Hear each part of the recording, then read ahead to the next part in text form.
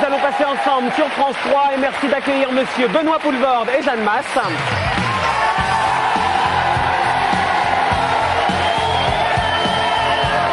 Et mon ami monsieur Michel Fugain, accompagné du député UMP Pierre Lelouch.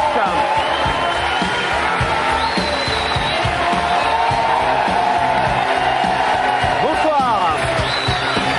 Bonsoir. Bonsoir Jeanne. Vous êtes là.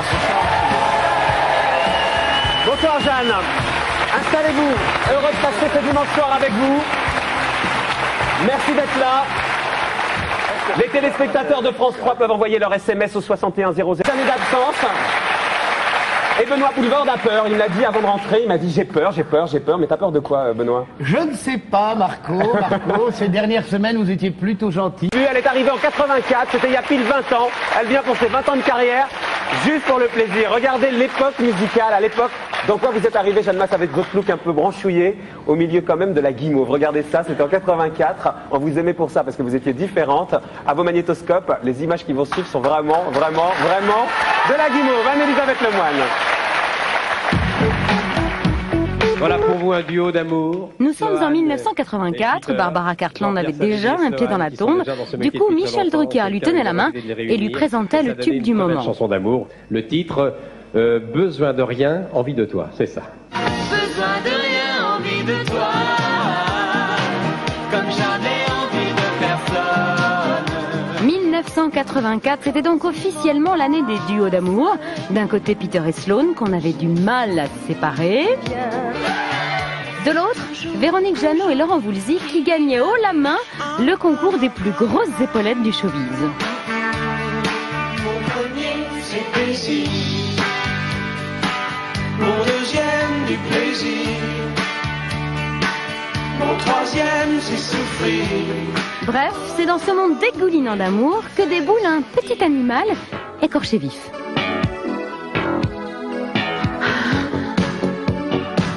Pour sa première apparition télé, Jeanne Masse a mis le paquet sur la chorégraphie. Des déhanchés inédits, des gestes saccadés et un look de punkette torturé qui fera sa marque de fabrique.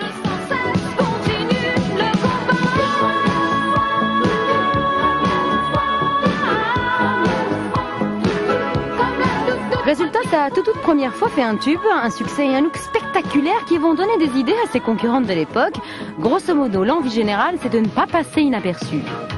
Alors elle, c'est Claudie, une styliste du Tréport qui s'est taillé les cheveux en forme de haie pour devenir le temps d'un succès, Madame Désirless. Voyage, voyage, éternellement.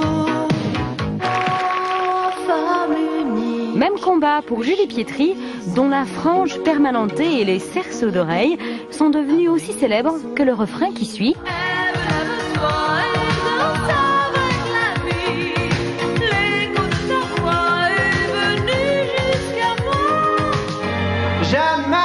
Pendant ce temps, Jeanne Masse rafle des victoires de la musique au nez d'Étienne Dao et impose sa drôle de dégaine dans la variété française.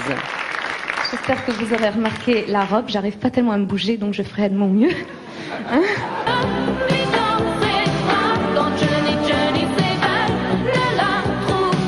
Un vrai phénomène au point que des chanteuses débutantes vont lui piquer ses compositeurs fétiches, histoire d'être sûres de faire un succès. Vous allez vous lever maintenant, Stéphanie. Laissez votre micro. Un autre vous attend là-bas.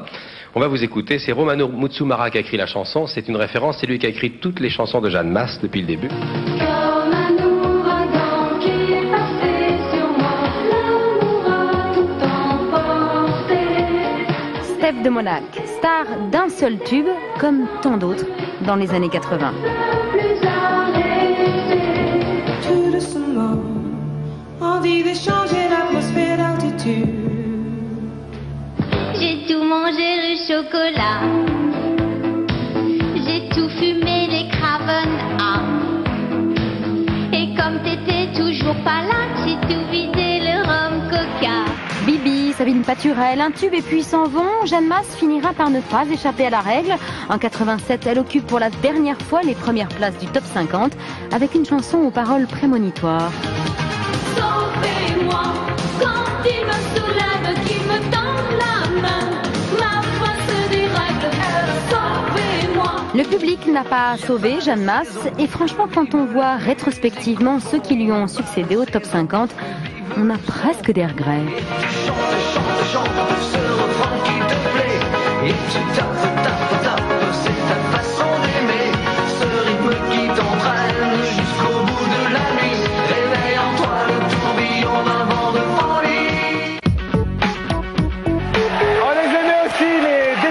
Il s'appelait, hein, les débuts de soirée. Jeanne Masse qui revient avec un best-of. Et vous dites, Jeanne Masse, je ne pourrai plus enregistrer ce que je veux, je suis étiqueté années 80. De toute façon, la chanson ne m'intéresse plus. D'ailleurs, je vends tous mes instruments. Qu'est-ce qui vous arrive? Vous revenez nous voir avec un best-of, on est heureux de vous recevoir et vous dites ça. Il y a quelques semaines dans le Parisien, vous dites, c'est fini, la musique ne m'intéresse plus. Vous êtes désillusionné? Non, j'ai pas dit ça comme ça. Ah, alors dites-le en direct, comme ça on vous tronquera pas vos propos. Non, ce que j'ai dit, c'est qu'à partir du moment où on ne me donnait plus la liberté de créer ce que moi j'avais envie de créer, il était inutile que je revienne avec des choses bon, que j'ai peut-être déjà faites et tout ça. Donc c'est juste ça. Je sais que bon, après ces années 80, j'ai pris du recul parce que j'avais envie d'être maman et que j'ai trouvé ça très bien. Et puis c'est vrai que le retour est beaucoup plus difficile parce que moi j'ai envie d'évoluer musicalement et que, eh bien, en face de moi, il n'y a peut-être pas tous ces répondants ou tous ces gens qui ont envie de m'écouter. Je ne parle pas du public. Comment vous avez vécu le fait que ça soit parti si vite, 4 ans de carton absolu comme on l'a vu, et puis après, au bout de 4 ans, vous avez pris un peu de distance avec le métier et hop, vous êtes revenu avec plein d'albums, hein, mais aucun n'ont connu le succès que vous aviez connu, et vous avez fait 3 best-of sur 6 albums depuis 91, 3 best-of. Comment vous expliquez ça? Le fait qu'il y a eu comme ça tout d'un coup un désamour? De la part de qui? Du public, j'imagine, parce que ces albums, Les crises de l'âme, L'art des femmes, Au nom des rois, Jeanne Masse et les égoïstes, Désir d'insolence, il n'y a pas eu le succès populaire qu'on aurait aimé que vous ayez. C'est-à-dire que bon, il y a deux choses. Je ne pense pas que ce soit le public qui me boude, mais je pense que ce sont certains médias qui me boudent. Et puis c'est vrai que moi je continue ma carrière pas d'une façon.